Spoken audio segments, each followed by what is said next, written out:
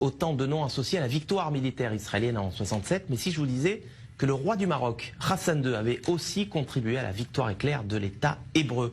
Info, Intox, Johanna Binder, bonsoir. Bonsoir. Alors, est-ce que Israël a effectivement gagné cette guerre de 67 grâce à l'aide du Maroc? Eh bien, sans le Maroc, Israël n'aurait peut-être pas gagné la guerre des 6 jours. Alors, tout commence en 1965, on est 2 ans avant que débute la guerre des 6 jours.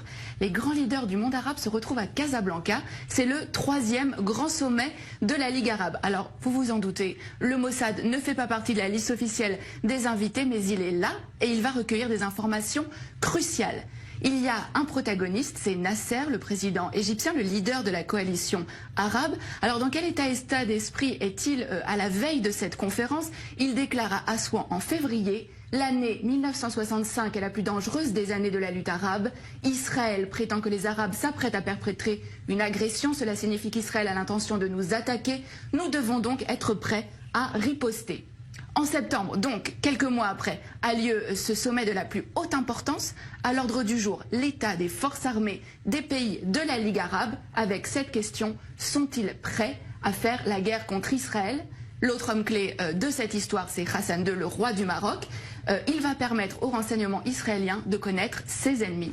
Et c'est à ce moment-là que le Mossad va donc entrer en action. Oui, absolument. Le Mossad va donc préparer cette opération en amont de la conférence. Plusieurs jours avant, une équipe du Shin Bet et du Mossad, il s'appelle à Tsiporim, donc les oiseaux, vont occuper le dernier étage du très luxueux hôtel à Casablanca où sont attendus les dirigeants arabes et où va aussi avoir lieu la conférence.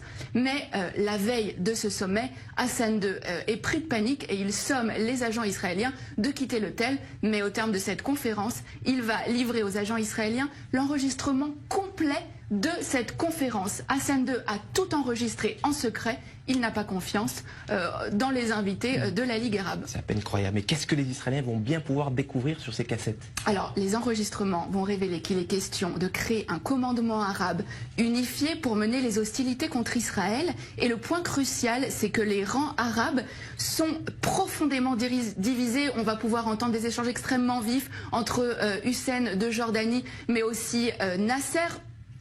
Et alors, ce qui est vraiment important, c'est que les nations arabes vont vraiment révéler leurs faiblesses. Elles ne sont absolument pas préparées pour une guerre contre Israël.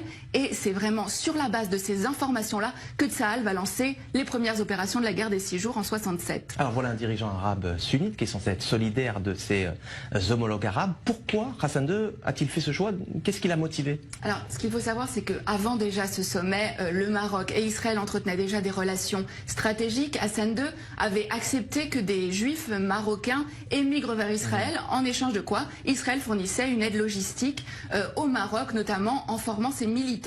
Et suite à cette opération qui a vraiment été considérée comme le fleuron des renseignements israéliens, Israël est en dette vis-à-vis du Maroc. Seulement un mois plus tard, en octobre, cette dette a un nom, c'est Mehdi Ben Barka, le plus farouche opposant d'Hassan II. Le Mossad participe à l'opération Baba Batra. L'objectif, c'est faire disparaître absolument Ben Barka, Baba Batra aux initiales donc de Ben Barka, mais c'est aussi le nom d'un traité du Talmud. Le Maroc a donc été un allié indispensable à Israël dans la guerre des 6 jours, même si, on le voit bien, aucun cadeau n'est gratuit. La petite histoire de la grande histoire. Merci Johanna Binder pour ces détails croustillants, dignes des plus grands films d'espionnage. Merci d'être passé nous voir sur le plateau du Mag Orient.